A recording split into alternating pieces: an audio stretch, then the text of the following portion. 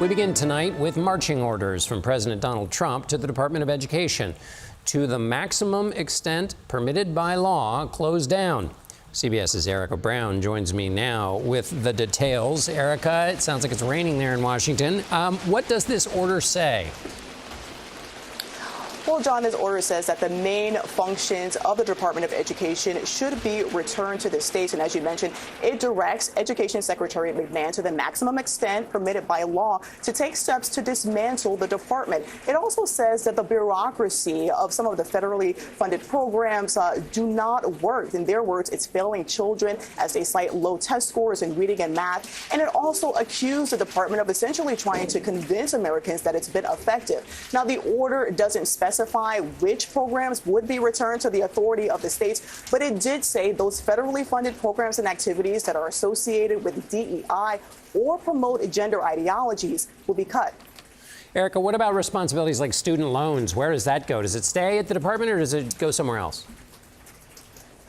Well, John, the president focused on a couple of areas today, including student loans and Pell Grants, saying that they will be fully preserved. Also, Title I, that federal program that supports students from low-income families, and the law that preserves special education and support for students with disability would be fully preserved. But the president did say eventually those responsibilities would be redistributed to other agencies.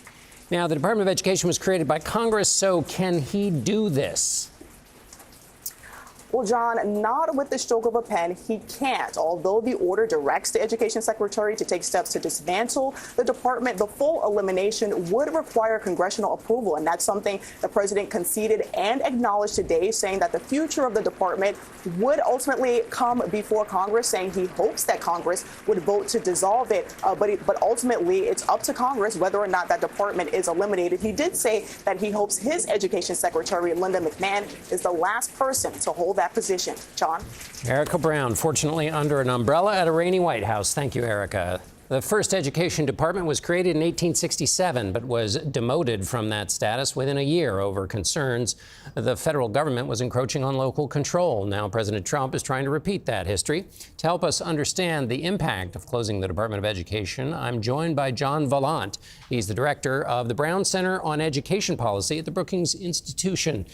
He joins us from Washington. John, what's the practical effect of this today?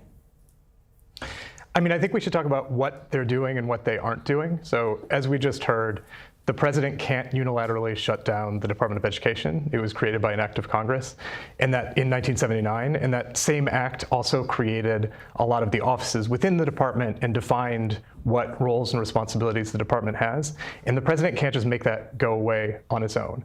So what's most likely, and what they have already been doing over these last few weeks, is they can undermine the department's ability to carry out those core functions by basically laying off staff. And so what we've seen is essentially a shrinking of the staff at the department, and that can have real consequences. So, for example, a big part of what the department does is it administers some of these big programs that were created by Congress, like IDEA, which is a program for students with disabilities, and it sort of makes sure that those programs are working as they're supposed to and that funds are being used appropriately.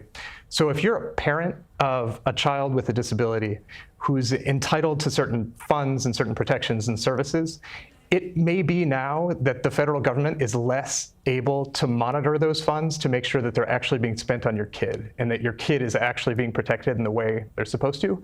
And so most of what I think we've seen today is they're really just going to undermine their own ability to serve the functions that they have to serve anyway. What else briefly might be affected in existing programs? We don't know yet. I mean, today, I think when the press secretary spoke, and if you look at the actual language of the executive order, it's pretty clear that they aren't going to touch what a lot of people think of as the core programs that the department administers. So programs like Title I, like the Federal Student Loan Program, like IDEA. Those programs are popular, and they're popular kind of across the country because students in all parts of the country, whether it's Democratic areas or Republican areas, they benefit from those programs. And so it would be very difficult to shut those down. But what they can do, I mean, they already have cut the research capacity for the department. So it's likely that we'll see, fewer assessments and we'll know less about how the country's students are doing. We'll have less research that tells us what works and what doesn't work in classrooms. And as we just heard too, we'll likely see a continued attack on DEI programs and a lot of sort of culture war work that's related to gender and race.